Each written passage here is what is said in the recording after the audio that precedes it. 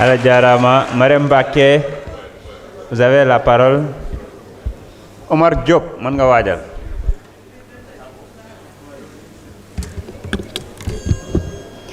A'uuzu billahi mina shaytaani rajiim. A'uuzu billahi mina shaytaani rajiim. A'uuzu billahi mina shaytaani rajiim. Bismillahi rahmaani rahiim. Asalaamaaleykum wa rahmatullah. Asalaamaaleykum président. Asalaamaaleykum monsieur le ministre. Président El Maliki, monsieur le ministre Cheikh Bamba. Allahu akbar. ma jaaxle wu leen yàlla du nit. Alaaji Malick Cheikh Ahmad Bamba. ñu taxaw di encadrer loi bi contre homosexualité. ah sama collègue bi fi jóge bu sa xol tàng. Today is the day. Today is the great day. The day we'll vote this law against criminality, pedocriminality, against homosexuality, against perversion in our society. The day is the day, the memorial day. The big day is today. We'll vote this law. Je commencerai tout d'abord par des félicitations, des profondes félicitations et des encouragements à l'égard de notre Premier ministre, M. Ousmane Sonko, le digne fils du Sénégal des valeurs. Félicitations, M. le Premier ministre, le digne fils du Sénégal des valeurs. Le Sénégal de Alaaji Malick, de Cheikh Ahmad Bamba, de Cheikh Omar Foutiyou. Le Sénégal de Baye Niass et de l'Imam Laye. Nous vous félicitons de ce courage.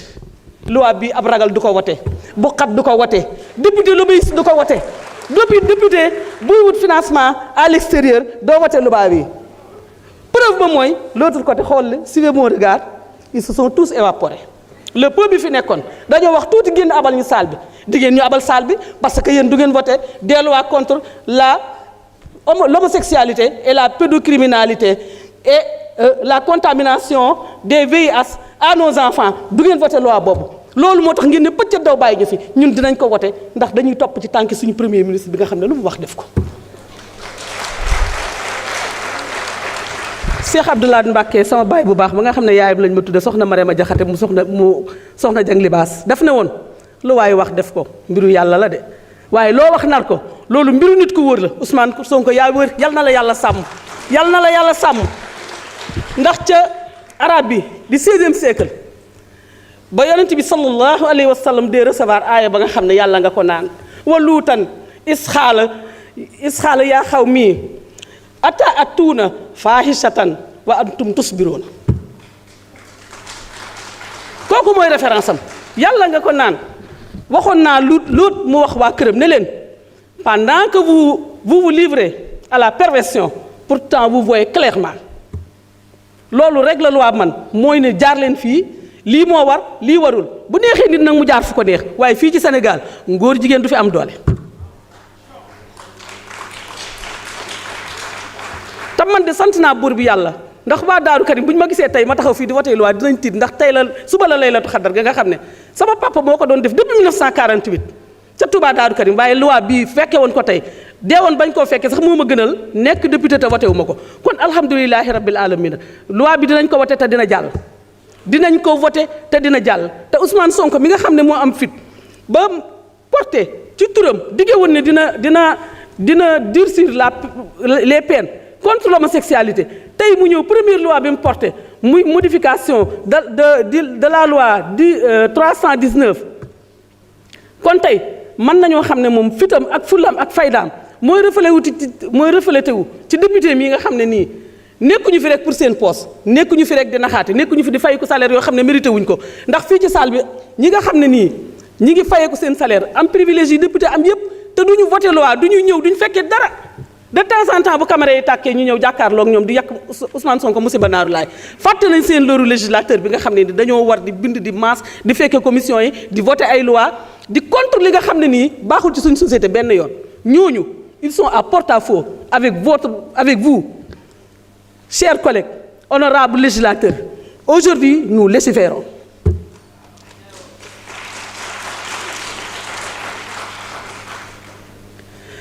donc mënuma lu dul di sant di gërëm législature bi nga xam ne mooy 15e législature surtout groupe parlementaire bi nga xam ne président Ayib Daffé moo ko jiite gàcce ngaalaama yéen de temps l'histoire fii ak 1000 ans bu fekkee dinañ ko fekkee seeni doom dinañ toog bind ci livre yi ne député yéeg yi ñoo wote woon fii loi bi nga xam ne dafa contre li nga xam ne mooy les c'est à porte-à-faux li nga xam ne mooy lu bon li nga xam ne suñuy mœurs bëgg ko suñuy maam bëgguñu ko porte loi bii mooy prouver ancrage de notre premier ministre dans les valeurs africaines mais dans les valeurs des religions révélées. Aucune religion révélée n'aime l'homosexualité. Donc, chers législateurs, nous légiférons aujourd'hui. Je vous remercie.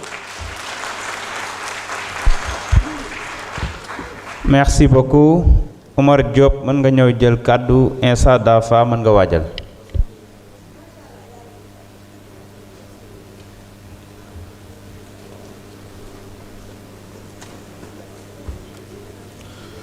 asalaamaaleykum wa rahmatullah. Monsieur le président maa ngi lay nuyu monsieur le ministre waaye ci sa staff l'illustre doomu daara docteur Ahmadou Makhtar Sylla di nuyu booleem sama collègue député yi. latin yi dañuy wax ne verbe volent scripta manent, wax day naaw rek waaye bind moo sax. Li histoire bind, ce que histoire a écrit en chiffres indélébiles, c'est que celui qui avait octroyé aux homosexuels le permis de se la couler douce et qui soutenait leur agenda portait tout simplement le nom de Macky Sall et de son régime. Durant son magistère, aucun homosexuel ne s'est inquiété. Leur passage au poste de police n'était que formalité. Vu ce qui se passe aujourd'hui sur nos tropiques, vous savez qu'il y a rupture. Chers compatriotes, aujourd'hui, nous allons voter une loi qui touche et renforce nos fondements moraux, spirituels et religieux. Parce que nak bokk yi sunu constitution may na kenn ku nekk ci samba ñoro ndaayam mu am liberté waaye bu ñu delsee nag ba nekk ci société moom it moo war a ñëwaat régir sunu diggante ba ñu am li nga xamante ne mooy équilibre waaye am li nga xam ne mooy ordre public. may sant nag boolem kuréel yi nga xamante ne réew mi ak ay valeur am ñor na leen sàmm jikko yi ak boolem ñi nga xamante ne ñoo àndoon ak ñoom ci combat bu noble bi. ak donte nag ñi nga xamante ne mbaax ñuru leen ñi nga xamante ne Sénégal am valeur ak mu mel ne réew yépp a yam ci ñoom jéem nañu ci anam bu nekk ci message bi le premier ministre Ousmane Sonko porté ci question bii nga xamante ne question la boo xam juróom benn fukki at am na ko kenn mësu wax lu leer jéem nañ ko travestir jéem nañ ko tronquer waaye les faits sont têtus. may sàcc foofu nag di ñaan xam ngeen lan moo tax Ousmane Sonko saña porter loi bi te ñi ko jiitu kenn mësu koo ñeme mooy politique bi muy def yaakaaru ci xaalis buy jóge bitim réew. D'où l'importance d'acheter les cartes de Pastef pour soutenir le parti.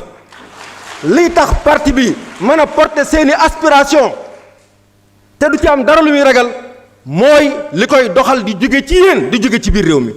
loolu mooy appel bi ma leen di lancer te xam ne Pastef mooy kiy génne Sénégal ci l'ornière économique waaye ci l'ornière les antivaleurs. bokk yi bu ñu delloo ci alquranul karim wala ñu dellu sax ci l'évangile dinañ fekk Lévitique parce que toutes les religions révélées condamnent l'homosexualité. Nous allons citer d'abord l'évangile. Lévitique chapitre 18 verset 22. Tu ne coucheras point avec un homme comme tu couches avec une femme. C'est une abomination. waaye bu ñu demee ci alquran wa luutan iz qaala li qawmihi ataatuna alfahisha ma sabaqakum biha min ahadin min alalamin innakum la taatuna rijala shahwatan min duni nisa bal antum qawmun musrifun.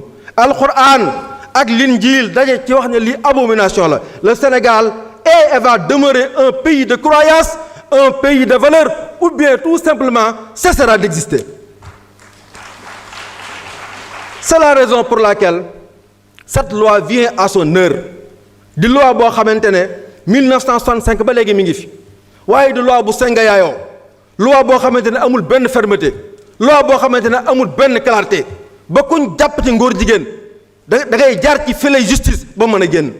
ñu ñëw tey durcir ko waaye leeral ko ana lan mooy ngóor jigéen góor ak góor guy tëdd ni góor ak jigéen waroon a tëddee wala jigéen ak jigéen guy tëdd ni góor ak jigéen waroon a tëddee wala ki nga xamante ne dafa bëgg a soppi awra ji ko bi ko yàlla defal wala koo xamante ne dafa nekk ci ñaari camp yi maanaam bisexuel waaye ñëw ci leeral li nga xamante ne mooy apologie mooy moo xam drapeau seen drapeau bon boobu la wala acte bi ci jëmmam wala ngay rafetlu wala ngay tàccu jëf joo xamante ne moo xam da nga koo tàccoo wala da nga koo rafetlu ci bind wala nga rafetlu ko ci dessin wala nga rafetlu ko ci wax maanaam loi bi day ñëw dal ci sa kaw waxatuma laak ndax ngay jël sa alal di ko ca def ngir ngóor jigéen di la Sénégal est-ce que mënoon ngeen a demander lu gën a rëy lii ndax mënoon ngeen a demander lu gën a mat lii waaye yemul foofu juge bi nga xamante ne parfois boo gisee ñun li tax bu njëkk góor jigéen bu ñu ko mosaan jàpp bu nee damay wax rek ñu daal di koy bàyyi mu génn parce que dafa bu nee la xoox nga daw dafa am looy ragal waaye ñii fi nekk wóolu seen bopp ci niñ mel ci ay valeur moo tax góor jigéen ñi bu ñu menacé du leen faale moo waral li bi ñu commencé ak léegi nangami góor jigéen ñoo tëdd ci kaso bi ku ajut doo ragal ku teen mos Ousmane Sonko ajul. jërëjëf waa Pastef ajuñu asalaamaaleykum wa rahmatullah. Insa Dafa mën nga ñëw Aliou Ndaw mën nga waajal.